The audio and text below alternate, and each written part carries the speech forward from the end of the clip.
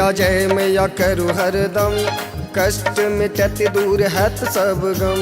जय मैया करू हरदम, कष्ट मिटत दूर हैत सब गम। शेर सवारी कप्पर धारे दुखिया के संग, नाम जपब रहब धन धन धन।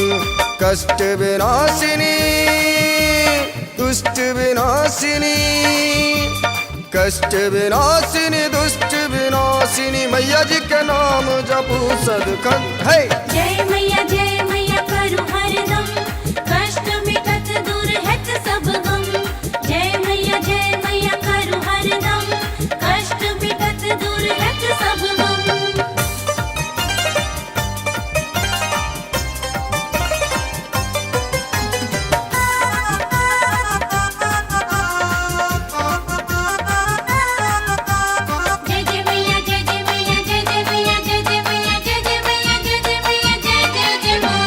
अहि काली खप्पर धारे अहि कल्याणी, अहि दुर्गा अहि चंडी अहि माँ ब्रह्मानी। अहि काली खप्पर धारे अहि कल्याणी, अहि दुर्गा अहि चंडी अहि माँ ब्रह्मानी। दुख हरणी माँ शेरो वाले जग की छी हदानी, करो कृपा हे जग जननी हम बालक छी अज्ञानी।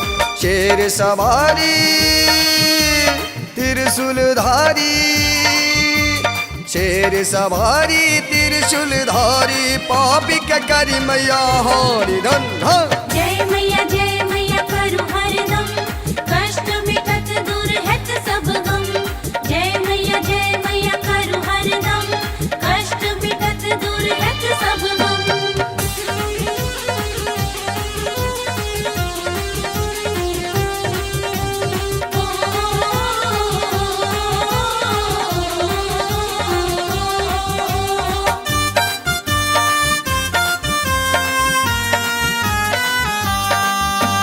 नैना देवी ज्वाला देवी अहि माँ भवानी, मनसा देवी मनसा पूरा करियो मैया रानी। नैना देवी ज्वाला देवी अहि माँ भवानी, मनसा देवी मनसा पूरा करियो मैया रानी। चिंतपूर्णी मैया हाँ ही कल्याणी, चिंता हरियो अहि मैया महिमा हम बखानी। सुबह शाम लिया माँ के नाम लिया, सुबह शाम लिया माँ के नाम लिया, मैया जी मैं सदखन रहूं मगन। जय मैया करू हरदम, कष्ट मिटत दूर हैत सब गम। जय मैया करू हरदम, कष्ट मिटत दूर हैत सब गम।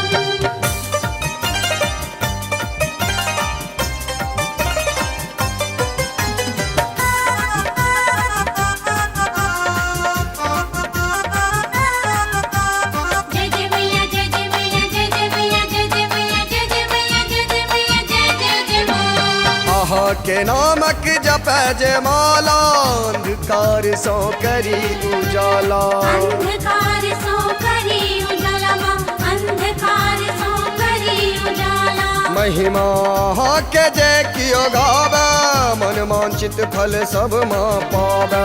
मन वांछित फल सब माँ पावे, मन वांछित फल सब माँ पावे। प्रदीप पूर्वांचल पर खोलियो नयन, प्रदीप पूर्वांचल पर खोलियो नयन।